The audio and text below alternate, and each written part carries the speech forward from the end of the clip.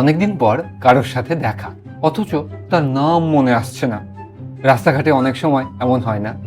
কথা শুরু হয়ে গেল, আরে মাথা বল কি নাম ছিল, মানে এখনো আছে।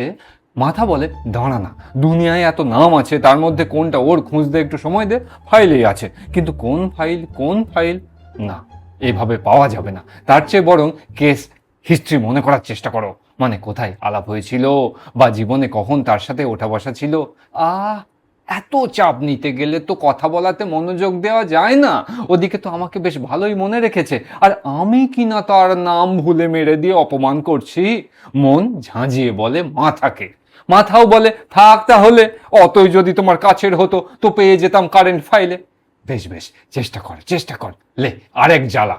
তুমি বলতাম না আপনি বলতাম, মনে পড়ে না, অতএব বলা হলো। তারপর কেমন চলছে?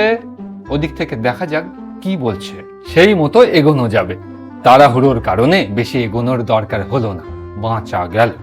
কিন্তু সব সময় তো তাড়া থাকে না, সময় নিয়ে দাঁড়াতে হয়, কথা চালাতে হয়, বিদায় বেলায় ফোন নাম্বার নিতে হয়, তখন ডায়াল করেও আর তার চোখের সামনে সেভ করতে পারা যায় না, কারণ নামটাই যে মনে আসেনি। স্মার্টলি বলতে হয়েছে, পরে সেভ করে নিচ্ছি। ছতার মাথাকে তাই বললাম এ কথা। হ্যাঁ রে, এমন দিন আসবে না তো যখন রাস্তায় বেরিয়ে পরিচিত লোক দেখে জিজ্ঞেস করতে হচ্ছে, বলুন দেখি আমার নাম কি, মানে হঠাৎ নিজের নামটাই মনে পড়ছে না।